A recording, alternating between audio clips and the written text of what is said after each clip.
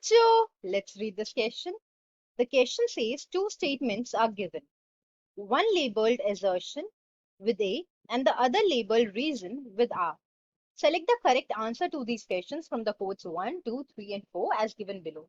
अब code number 1 हमें बोल रहा है कि अगर A और R दोनों सही हैं और R करेक्ट एक्सप्लेनेशन है assertion, वहीं पे ऑप्शन नंबर 2 हमें बोल रहा है कि बोथ A और R ट्रू है बट R करेक्ट एक्सप्लेनेशन नहीं है assertion. ऑप्शन नंबर 3 हमें बोल रहा है कि A ट्रू है बट R फॉल्स है और 4 हमें बोल रहा है कि A फॉल्स है बट R ट्रू है.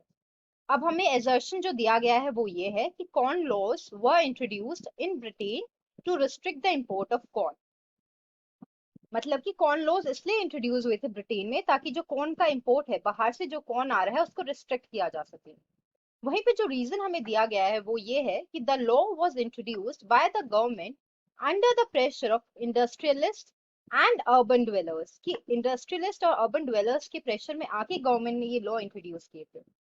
Now coming to the key concept of the question, we are going to talk about the increased population in Britain in 18th century. 18th century में जो ब्रिटेन की population बढ़ी थी उसके बारे में हम बात करेंगे, क्योंकि इस पॉपुलेशन इंक्रीज की वजह से जो डिमांड थी ना फूड ग्रेन्स की, उसमें भी एक इंक्रीज देखने को मिला था.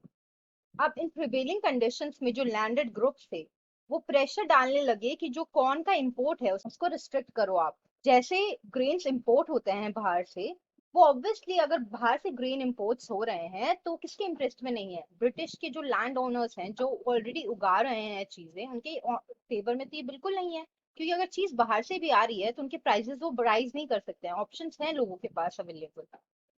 अब जो ब्रिटिश लैंड ओनर्स थे उसमें से काफी ज्यादा जो थे वो पार्लियामेंट के मेंबर्स थे और गवर्नमेंट ने अंडर pressure passed किए ये corn laws.